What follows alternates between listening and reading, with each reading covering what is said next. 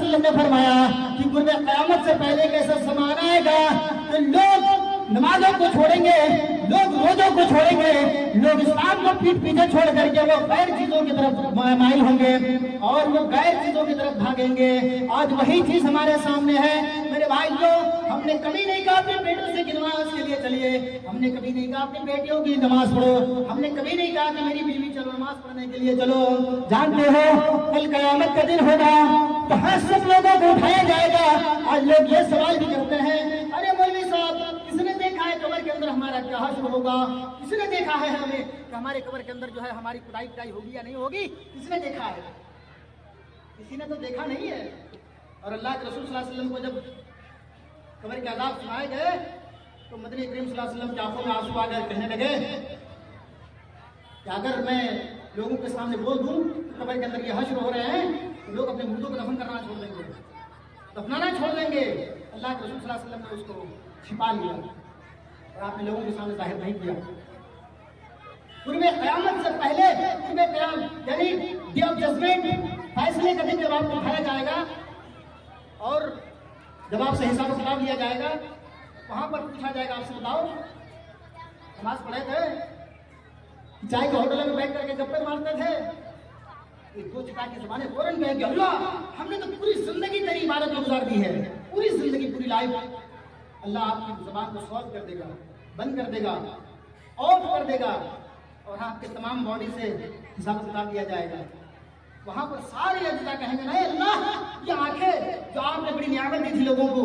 یہ جا کر کے ہوٹلوں میں جا کر ویسیات دیکھتے تھے، ویڈیوز دیکھتے تھے، میوزک سنتے تھے، اور کہے گا۔ اور بتاؤں آپ کو، ارے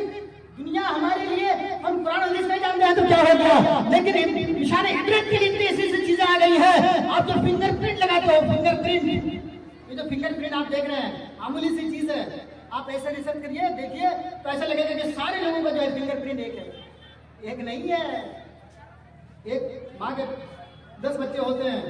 ایک ہی پیٹ سے پیدا ہوتا ہے، لیکن 10 کا فیس الگ الگ، 10 کا فنگر پرنٹ الگ الگ۔ اگر تماموں کا فنگر پرنٹ ایک ہو جاتا تو بڑے بڑے بینکوں کو لوٹنے والے یہی لوگ ہوتے ہیں، بڑے بڑے بینکوں کو لوٹ لیتے، فوراً انگوٹھا لگاتا فنگر پرنٹ اور سارے اکاؤنٹ خالی کر دیتے۔ اسی لیے اللہ تبارک و تعالیٰ نے ہمارے یہ نشان عبرت بنا دیا ہے کہ جس پیسے اور جس تھم سے تم پیسے نکال رہے ہو اور تمہارا پیسہ کوئی نہیں نکال سکتا ہے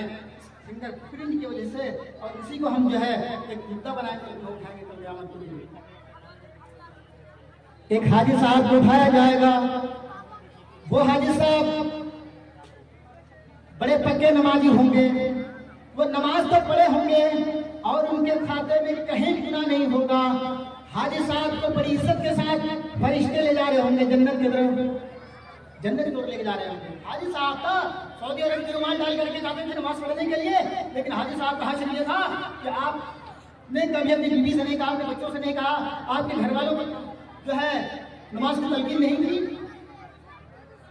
تو حاجی صاحب کی بیوی دوڑتی ہوئی آئے گی اور کہے گی اللہ یہ تیرا کیسا انصاف، کیسا فیصلہ، کیسا جذبیٹ کہ حاجی صاحب جا رہے ہیں جنت کے اندر، میں جا رہا ہوں جنت کے اندر، ارے زندگی بھر تو میں اس کی رفیق حال